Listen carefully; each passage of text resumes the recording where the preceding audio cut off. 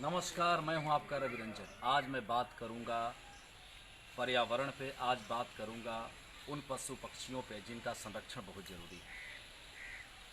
आज मैं बहुत बड़ी बड़ी बातें नहीं करूंगा और न आपसे मेरे जुड़ने का मकसद है कि मैं शेर व शायरी सुनाऊं। मंचों पे मैं शेर व शायरी वाला आदमी हो जाता हूं, लेकिन अभी जो पेड़ लगाने का अभियान शुरू हुआ है और जिसमें हम लोगों ने बड़ी सहभागिता के साथ इसमें कदम से कदम मिला करके और लोगों को साथ मिलाया है, ये कारवां काफ़ी लंबा हो चुका है और अच्छा लग रहा है आपसे जुड़ के बातें करते हुए। मैं अपने गांव में लॉकडाउन में हूँ और वहाँ पे जब मैं सुबह सुबह टहल रहा था तो कुछ बच्चे जो कि बड़े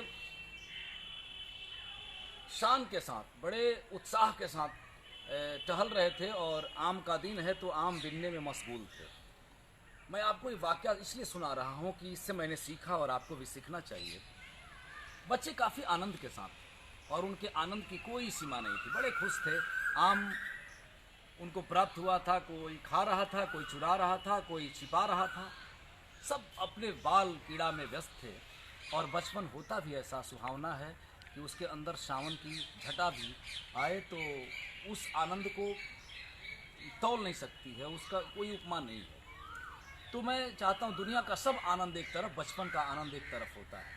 कोई गज़ल गायकी करके आनंद की प्राप्ति कर सकता है, कोई व्यवसाय करके, कोई शिक्षा लाइन से जुड़ करके, कोई सीमा पे जा करके, लेकिन सबका अंकुरण बचपन से होता है। मन स्थिति वैसी हो जाती है। मैं टहलते टहलते जब आगे बढ़ा तो हमारे यहाँ एक चाना पुल है, वहाँ से मैं घूम रहा था। बच्चे बड़े खुश मिजाज थे, लेकिन अचानक उनके जो ग्रुप के बच्चे थे वो कुछ रोते हुए आए। तो मैं सोचने लगा कि आनंद के साथ जीवन बिताने वाले बच्चे इतना खुश थे, इनमें फिर रोने कराहने की आवाज़ कैसे आ गई, ये क्यों इतने पीड़ा में हैं। बाकी लड़के भी उस पीड़ा में शामिल हैं। मैंने देखा कि एक बच्चा जो है उसके गोद में एक कुत्ते का बच्चा है और वो चोटिल है, वो उसे किसी ने कष्ट पहुंचाया था। वो बच्चे फ़ौरन डॉक्टरी की तरफ गए, यानी हॉस्पिटल की तरफ दौड़े। लेकिन लॉकडाउन की वजह से ग्रामीण जो डॉक्टर हैं उन्हीं के पास उन्हें जाना पड़ा और संजोग से मैं उन्हें देख रहा था। इसी में ठेस लगना, आप जानते होंगे, देहात में होंगे तो मेरी उंगली में चोट लगी। मैं भी वहाँ पहुँचा तो देखता क्या हूँ कि बच्चे बड़े जतन से, जैसे आप हॉस्पिटल में देखते होंगे, उन बच्चों को किसी ने सिखाया होगा, उन्होंने अपना जूता और जो चप्पल उन्होंने पहना था वो सब खोल दिया। मुझे अच्छा लगा कि ये बच्चे इतने अनुशासन प्रिय हैं और इन करते हैं। डॉक्टर ने उन्हें बड़े गौर से देखा और उनकी संवेदना देख करके, जो पशु पक्षी हैं उनके प्रति उनका प्यार देख करके मैं बड़ा खुश हुआ कि ये देखिए इलाज के लिए ये लोग आए। और उन्होंने जब उसका इलाज शुरू किया डॉक्टर साहब ने, तो मैं आपको बताऊं वो कुत्ता मर चुका था, उसका जो छोटा बच्चा था वो मर चुका था। तो बाकी लड़के जो थे उसके अपने दोस्तों के कंधे पे हथेली रख के सांत्वना दे रहे थे और बोल रहे थे चुप हो जा, ऐसे कष्ट आते रहते हैं। जो बच्चों का मन था, तरह तरह की बातें हो रही थी, तरंगित हो रही थी। लेकिन मैं सोच रहा था कि इतनी संवेदना इन बच्चों में है, ये काफ़ी अच्छा है। और लेकिन जो इस बच्चे के गोद में वो पीला था, यानी कुत्ते का बच्चा था, वो बड़ी बिलख के रो रहा था और बाकी लोग उसे सांत्वना, कुछ दोस्त उसके चले गए थे, कुछ बैठ कर के उसे ढांढस बना रहे थे। तो वो बेचारा बड़े था। मैंने भी उससे कहा कि अच्छा कोई बात नहीं, लेकिन उसके मुझे एक बात अजीब सी लगी। जैसे मैं आप देखेंगे जब गांव में ये बच्चे हम जो है ना उस तरह से आपको समझा सकते हैं, या आप खुद समझदार हैं कि हम बचपन की तरफ लौट गए कि ऐसे पशुओं को जिन्हें आवारा घोषित कर दिया जाता है, उन्हें हम गोद में लेके बचपन में कैसे खिलाते थे और उन्हें पानी पिलाते थे। पहले खुद नहीं खाते थे, उन्हें दिन भर लेके घूमते थे और उन्हें कुछ ना कुछ दिया करते थे कि आप खा लो। ये संवेदनाएं आज मर रही है, लेकिन उन बच्चों को देखने के बाद लगा कि ये संवेदनाएं जिंदा है। अब देखिए मैं शहरों में जब टहलता हूँ शाम को, मैं आपको एक वाकया यहाँ से जोड़ना चाहता हूँ कि जो भिखारी शहरों में भीख मांगते हैं, जिनके लिए आवारा ये कुत्ते जो हैं वो दोस्त की तरह हैं, वो जो भीख में मिलता है उन्हें, जो मांगते हैं घर घर से, उनसे कुछ अपना निवाला उन कुत्तों को समर्पित करते हैं कि इनकी भूख मिट जाए। ये संवेदनाएं अभी मरी नहीं है, खास करके गरीबों की बस्तियों में, झोपड़पट्टी के बस्तियों में वो अपने निवाला को उसका निवाला बना लेते हैं। ये हमारी संवेदना है, संरक्षण की सबसे बड़ी चीज़ है। गांव में हम सब देखते हैं, जैसे एक बैल जो बहुत विशालकाय था और उसे जख्म हो गया था। तो उसके आसपास में जीवी बैठ गए थे, यानी अठई जिसको बोलते हैं, और तरह तरह के। लेकिन वहाँ पे एक मैनी चिड़ै आती है और उसको चूगती है और खाती है। बैल भी ये सोचता है कि ये जो है वो हमारी मदद कर रहा है, ये मुझे नुकसान नहीं कर सकता है, और वो भी जानती है कि बैल मुझे नहीं मारेगा।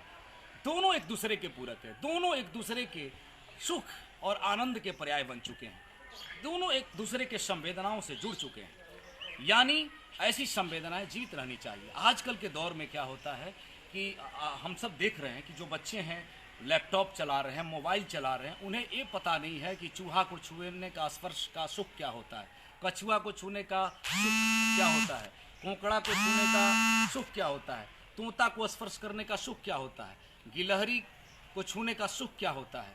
इन संवेदनाओं को हमें समझना होगा। और जैसे आप देख सकते हैं मैनी चिड़ै गायब हुई, गौरैया गायब हो रही है, तो हम पेड़ नहीं लगा रहे, उनके घोंसले की चिंता नहीं कर रहे। हमारे अपार्टमेंट अच्छे बन रहे हैं, हम उसमें कौन सा सीमेंट लगाएंगे इस पे चर्चाएं हैं, हम उसमें कौन सा सरिया डालेंगे इस पे चर्चा है, हम कौन सा नक्शा बनाएंगे इस पे चर्चा है। लेकिन चर्चा ये नहीं है कि हम पेड़ लगाएंगे तो उस पर घोंसला जब बनेगा तो हमारी गौरैया सुरक्षित होगी, हमारी मैनी चिड़ै सुरक्षित होगी, हमारा तोता सुरक्षित होगा। इनके बारे में यदि हम संवेदनशील इंसान हैं तो हमें सोचना चाहिए। मैं अक्सर पीरो आता हूं और मेरे बड़े प्रिय हैं, अभिभावक उन्हें मानता हूं, और मेरे बड़े भाई हैं बबलू भैया। मैं उनके साथ जब डिस्कस करता हूं तो वो पेड़ लगा रहे थे, तो मैं ग्रीन जमुआ और क्लीन जमुआ पे बात करता हूं। मेरे गांव में लगातार पेड़ लग रहे हैं, जिसमें नवीन जी अच्छा भूमिका निभा रहे हैं। उनके और भी हमारे यहाँ लगभग सभी किसानों ने पेड़ लगाना शुरू किया, और ये कारवां इतना अच्छा बन चुका है कि छोटे छोटे बच्चे मुस्कुरा के पेड़ लगाते हैं और हमारी तरफ हंस के कहते हैं बहुत अच्छा। यानी उनकी मुस्कुराहट मुझे ऊर्जा देती है। और उनको ऐसा लॉकडाउन में जैसे कोई सिनेमा में काम करने वाला आदमी, कोई मंचों पे जाने वाला आदमी इतनी फुर्सत के क्षणों में गांव में कहाँ मिलता है। लेकिन उन बच्चों को मैं देखता हूँ, एक गणेशा है, उसके कान इस तरह से हैं, गणेश जी की तरह है, छोटा बच्चा है, तो बगीचा है मेरा आम का, वहाँ दौड़ के आता है, तो उसके साथ एक फौज आती है लड़कों की। कितने होते हैं? 10 होते हैं, 15 होते हैं। उनको 2-2 आम 3-3 आम मैं चुन करके देता हूँ, तो खुश होते हैं। इसलिए खुश होते हैं कि उनके साथ मेरा जुड़ाव है। तो मैं आपको जिक्र का पीरो से मैं निकल रहा था बबलू भैया के यहाँ से चाय पी के, आपको सच सच बात बताता हूँ। यहाँ के इंस्पेक्टर हैं अनिल भैया, तो ट्रैफिक का मोर्चा संभाले हुए थे। तो एक बच्चा था और कुछ पुलिस वालों ने रोका था, चूँकि वो चेकिंग अभियान था उन लोगों का। तो मैं वहाँ से देख रहा था, मैं बहुत थक चुका था कि ये ट्रैफिक, लेकिन वो बड़े कुशलता से उसका संचालन कर रहे थे। एक लड़का बड़ी मुस्कुराता हुआ अपनी माँ के गोद में था, वो मेन गली की तरफ आ रहा था। उसने मुस्कुरा के उनकी तरफ हाथ हिलाया, तो हाथ हिलाया तो मुझे अजीब लगा और बड़ा खुश था वो लड़का। उसको देख के उनके सारे पसीने से तरबतर पुलिस का इंस्पेक्टर आदमी, उन्होंने भी हाथ हिलाया। उनकी थकान सब दूर हो चुके थे।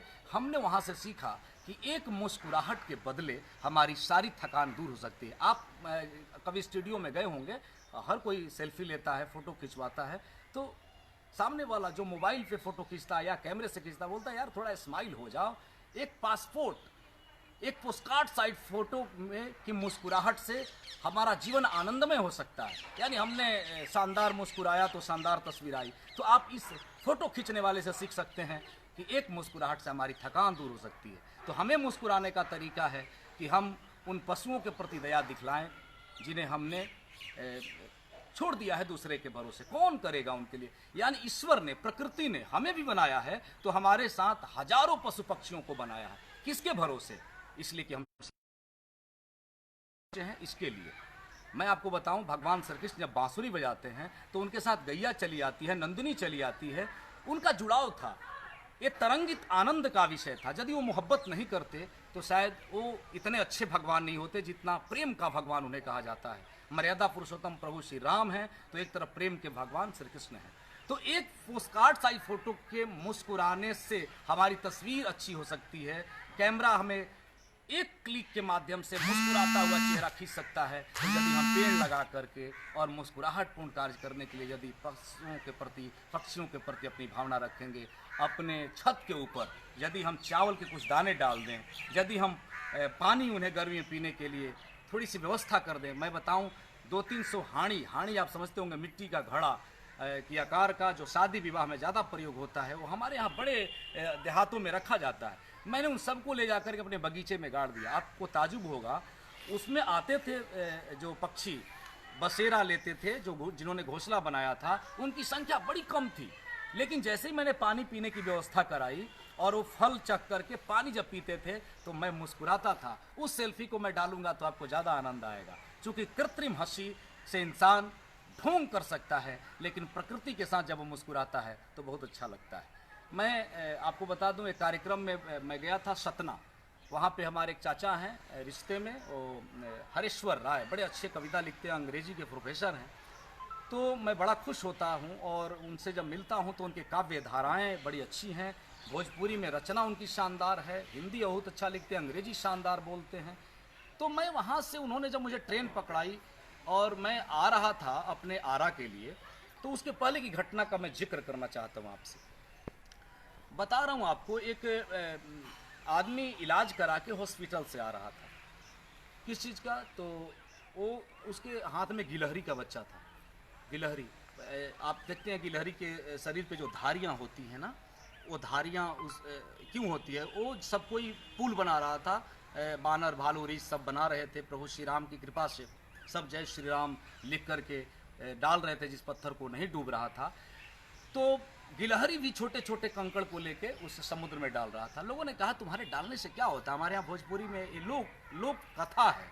तो प्रभु, उसने कहा कि उससे क्या, प्रभु श्री राम के कार्य में हाथ बटाना बड़ी चीज़ है, मैं छोटी हूँ तो क्या है। तो उसके कंकड़ डालने से प्रभु श्री राम प्रभावित हुए और उसे गोद में उठाया और बारीकी से बड़े प्यार से सलाह दिया। तो हमारे यहाँ माँ बताती है कि प्रभु श्री राम ने इतने प्यार से उस पर हाथ फेरा कि उस पर धारियाँ आ गई।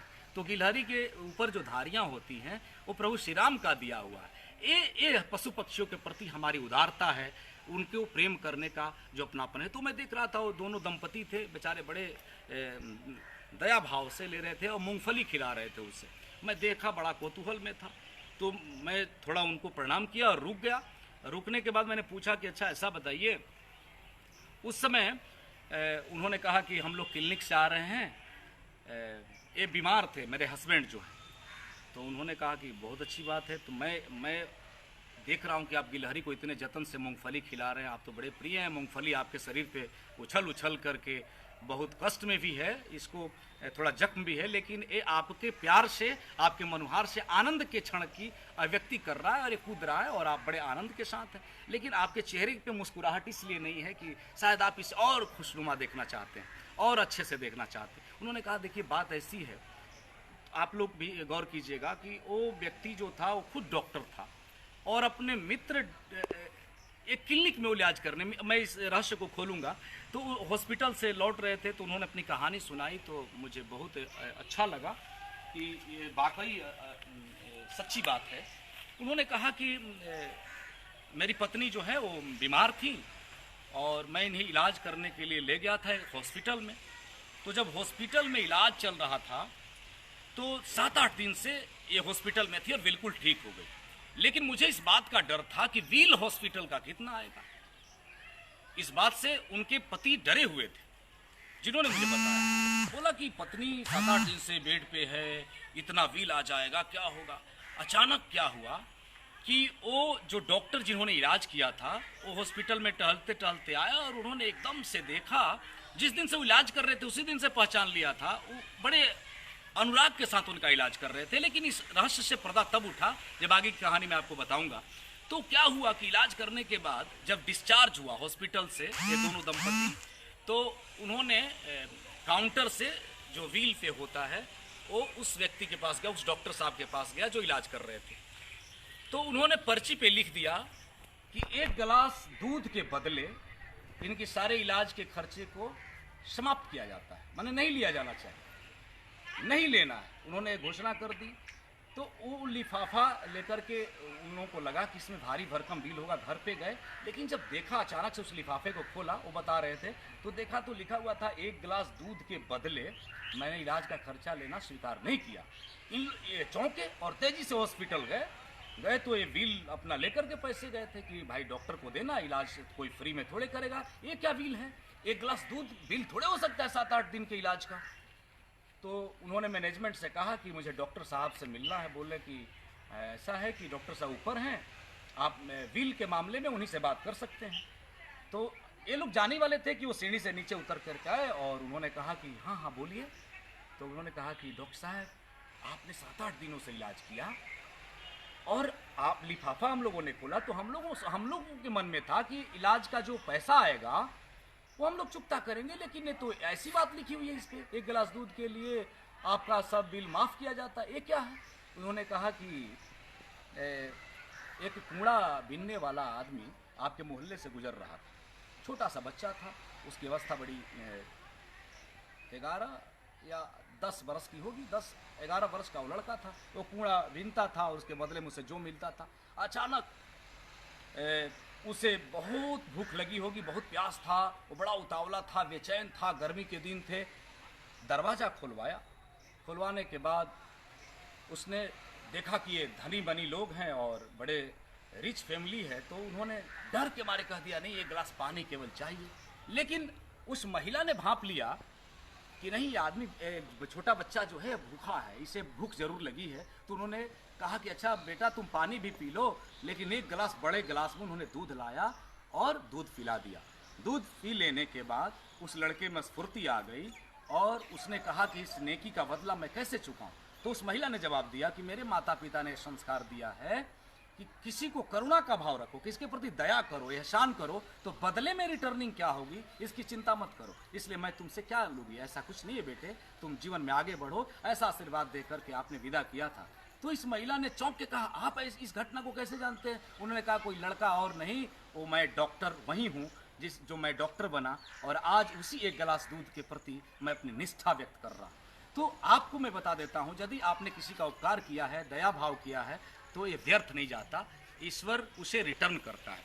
आज प्रकृति से जुड़ने का मेरा मकसद ये है कि प्रकृति के बीच में यदि हम नहीं रहे तो लॉकडाउन का सामना करना पड़ा। आप इन फूलों को देखिए, ये बगीचे जो शानदार रूप से हैं, जिसमें सब तरह के पौधे हैं और सब मुस्कुराते हैं।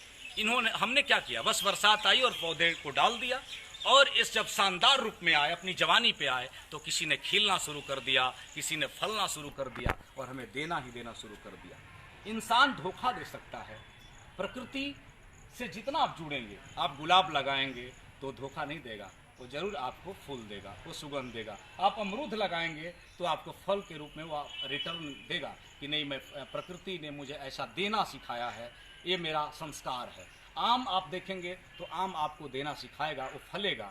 इसलिए मैं आपको आज इस मुझसे लोग कहते हैं आप शेर व शायरी पढ़ते बहुत अच्छा लगता है, आप मंच पर जाते हैं, लेकिन मैं लॉकडाउन में जिस संवेदना की बात कर रहा हूँ इसलिए कर रहा हूँ कि मुझे उम्मीद है कि आप एक एक पौधा लगा करके अपने पूर्वजों के प्रति आस्था प्रकट करेंगे। ग्रीन जमुआओ क्लीन जमुआओ के बाद ग्रीन पीरो क्लीन पीरो, और इसके बाद पहले घर से शुरू होता है, दिया घर से जलाया जाता है, और यदि आप अपने बच्चे को संस्कारवान बनाएंगे तब आप दूसरे को शिक्षा दे सकते हैं। तो पहले आप मीठा छोड़ेंगे, फिर दूसरे को कहिए कि आप रसगुल्ला कम खाइए। आप 25 रसगुल्ला खाते हो और दूसरे को शुगर की बात बताते हो, शुगर ऐसे होगा, इसकी दवाइयाँ आए हैं, तो कोई सहज भाव में उसे स्वीकार नहीं कर पाता है। मैं अब बताता हूँ आपको, जब मैं पीरो अक्सर आता जाता हूँ तो जिन बबलू भैया का मैंने जिक्र किया, जय जो मेरा बहुत सहयोग कर रहे हैं, रिकॉर्डिंग करके आप तक पहुंचाते हैं, मुझे बहुत पोस्टर बना देते हैं, वो मुझसे बहुत प्यार उन लोगों का है, उस फैमिली से। और इनके ख़ानदान में लोग वैद्य जो परंपरा होती है तो उसमें दवाइयों का जो चलन था, वो परिवार बड़ा शानदार है। तो मुझे अच्छा लगता है जब मैं मिलता हूँ तो भैया, मैं उनके मकान पे था, बड़ा अच्छा मकान है उनका, अपना सिनेमा हॉल जिसमें न जाने कितने दर्जनों सुपरस्टारों की फिल्म लगे, चाहे अमिताभ बच्चन जी हों, अक्षय कुमार हों, मैंने आप भोजपुरी के और साउथ के सबको ले लीजिए, और करीब करीब सभी स्टार जो हिंदी सिनेमा को छोड़ दें तो आप भोजपुरी के सभी स्टार करीब करीब आए। तो एक हम लोग के लिए अम्बा सिनेमा गौरव का विषय था, पीरो का अभी थोड़ा बंद है, लेकिन आपको मैं बता दूं लॉकडाउन में आप एक संवेदनापूर्ण जो माहौल है उसके प्रति अपनी निष्ठा रखिए। यदि आप एक पेड़ लगाइए, लेकिन जो पशु जिनको आपके भरोसे ईश्वर ने इस धरती पर भेजा है उसको खाना दीजिए, पानी दीजिए। मेरा यही आपसे गुजारिश है। और एक कहानी छोटी सी मैं सुना के आपसे विदा लूँगा कि मैं वहीं से निकला पीरो से, तो देखा एक तालाब है उनके घर के पास, 2 कौवे थे और उड़ रहे थे। मैं अपनी पैशन प्रो गाड़ी जिसे मैं भाषण प्रतियोगिता में जीता था, मुख्यमंत्री जी जब हमको बिहार गौरव दे रहे थे, नीतीश कुमार जी, तो उस समय बहुत दिनों की बात हो गई। उस समय सरस मेला लगता था और उसके बाद एक बहुत बड़ा आयोजन था पटना में, तो मुख्यमंत्री जी के समक्ष बोलने का। और सबसे मुझे अच्छा लगा था जब शेरघाटी में पढ़ता था, अटल बिहारी वाजपेयी जी के मंचों पे जाना होता था। मैं छोटा था और भाषण बोलता था, रितंभरा जी के मंचों से जुड़ना अच्छा लगता था। तो ये सब मेरे अंदर एक अभिव्यक्ति थी। मुकेश खन्ना के साथ जब कार्यक्रम था, नीतीश भारद्वाज जी के साथ, तो ये सब था। मैं पहले मिमिक्री भी करता था, लेकिन अपनी पहचान बनाने के लिए मैंने अपने आप को अपने में ढाला, यानी अपनी पहचान खुद बना। तो मैं सोचता रहा, तो मैं वो बता रहा था आपको, सहज रूप में इसे सुनिएगा। जो मेरे दोस्त हैं, जो मेरे फैंस हैं, और देखिए, मुझे इस बात पर पूरा भरोसा है कि मैं जब अपने आप में कुछ उतारूं तब आपको कुछ कहूं। तो कौवे जो थे उड़ रहे थे आकाश में। एक छोटा सा बच्चा था, भूटा खा रहा था, बाल मकई, तो उसने उस भूटे को फेंक दिया। फेंकने के बाद क्या हुआ, 2 कौवे उस पर ऐसे टूट पड़े जैसे कोई रिंग मास्टर फाइट करने के लिए उतरता है, आप टीवी में देखते होंगे। अब तो मुझे डर लगने लगा है कि यदि स्पर्श भावना, जो मैंने पहले कहा था तोता कैसे होता है, उसको छूने के बाद आपको कैसा आनंद होता है, अब तो बच्चे एलईडी एचडी में केवल सुख प्राप्त कर सकते हैं कुछ दिनों में, कि तोता छूने से ऐसा होता है, जो बताएंगे वहीं छूएंगे, कोकड़ा छूने पे ऐसा होता है, खरगोश को छूने में ऐसा होता है, क्योंकि वो बेचारे उसी पे देखते। मोबाइल पे ज़्यादा समय व्यतीत करने से आप कटेंगे। इसलिए आप उन पशु पक्षियों के प्रति अपनी आस्था तब रखेंगे जब उन्हें पोसेंगे, पालेंगे, उनके प्रति संवेदना रखेंगे। तो कौवे दोनों टूट पड़े मकई पे। जब युद्ध हुआ उन लोगों में, तो मैं देखा कि वो आधे आधे करने के बाद दोनों उड़ गए। उड़ने के बाद क्या हुआ कि वो बड़े जतन से खाने लगे।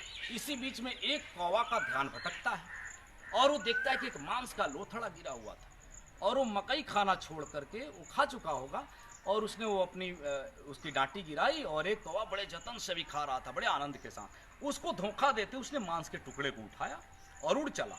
उड़ चलने के बाद वो थोड़ी देर कहीं जाने के बाद मैं गौर से देख रहा था उनके छत से, बबलू भैया का, तो देखा कि वो छुपा दिया। और इसी बीच में वो आनंद के साथ खाने वाला कौवा भी पानी पीने के लिए कहीं उड़ते हुए थोड़ा दूसरे डाल में बैठा। उससे नजर बचा के इसने क्या किया, दूसरे कौवे ने मांस के टुकड़े के पास गया और बड़े जतन के साथ थोड़ा सा खाया, फिर लेके उड़ने लगा। उड़ते उड़ते ऐसा हुआ, संजोग देखिए, उसने अपने मित्र को धोखा दिया था, तो मांस का टुकड़ा भारी था, वो पानी बगल में तालाब है उसमें गिर गया और बेचारा देखता रह गया। मैं सोचता हूँ कि यदि आप दूसरे को धोखा देंगे तो प्रकृति उसकी सजा देती है, यदि आप दूसरे को कष्ट देंगे तो प्रकृति आपको सजा देती है। लेकिन हम ईश्वर के प्रति निष्ठा रखते हैं। रोज हम कृष्ण लीला देखते हैं, श्रीमद् भागवत पढ़ते हैं, रामायण पढ़ते हैं, सब कुछ है। लेकिन आपसे गुजारिश है कि आप अपने अंतः मन से इस बात को लेकर के आइए कि आप यदि गांव के पशु पक्षी हैं या जिससे आप प्रेम करते हैं। अब देखिए, कोयल की कूक कहीं नहीं सुनाई देती है। अभी कोयल बोल रही है इसलिए कि कोयल के उसे लगनौती माना जाता है। लगन में कोयल कूकती है तो लोग कहते हैं अब लगन शुरू हो गया। पहले लगन का एक मिजाज था जो हमारे गांव में था, हमारे कल्चर में कोयल शामिल थी। तो दोस्तों, कोयल विलुप्त हो जाए, सारस विलुप्त हो जाए, बुलबुल विलुप्त हो जाए, तोता विलुप्त हो जाए, गिलहरी विलुप्त हो जाए और केवल हम रह जाएं, तो फिर मज़ा नहीं है। मज़ा तो तब है जब मछली को आप खाइए कम, मछली को प्यार से सहलाइए। खरगोश जो फुदकता है, अच्छा लगता है, उसे सहलाइए। आप गिलहरी को पानी दीजिए, आप गौरैया को दीजिए और पेड़ जरूर लगाइए। मस्त रहिए, मुस्कुराते रहिए। और आप सबको प्रणाम करते हुए कहूँगा, अपनी आस्था उन पशु पक्षियों के प्रति रखिए जितनी आप भगवान के प्रति रखते हैं। आइए, आंवला लगाइए, आम लगाइए, ताकि आपके पूर्वजों ने बड़ी भावना के साथ लगाया था कि आने वाली संतति को फल मिलेगा। लेकिन ये मौजूद प्रश्न है, आपने नहीं लगाया तो आने वाली पीढ़ियाँ आपसे सब सवाल करेगी, आपसे को कहेगी कि आपने क्या किया। केवल मॉल से देश नहीं चलेगा, केवल टावर से देश नहीं चलेगा, केवल अट्टालिकाओं से देश नहीं चलेगा। तो प्रकृति से आपका जुड़ाव होना चाहिए। आज लॉकडाउन में लोग कह रहे हैं दालचीनी पीजिए, तुलसी जी का पत्ती पीजिए, हल्दी दूध में डाल के पीजिए। ये सब कौन सा? बड़े बड़े रिसर्च करने वाले अंग्रेजी के डॉक्टर फेल और रिटर्न कहाँ हो रहे हैं? आयुर्वेद की तरफ। यानी ऐसे कीजिए। तो आइए, प्रकृति से जुड़ाव रखिए। दिन में कम से कम फुर्सत लगा करके अपने बागवानी में 1 घंटा टाइम दीजिए। सारी फसलें उगाइए, लेकिन प्रकृति के समीप रह के आनंद का अनुभव लीजिए। नमस्कार, दीजिए रवि रंजन को इजाज़त। और इसके बाद जब हम YouTube पे लाइव आएंगे तो आपसे जुड़ते रहेंगे। नमस्कार, आप सबको बहुत बहुत धन्यवाद।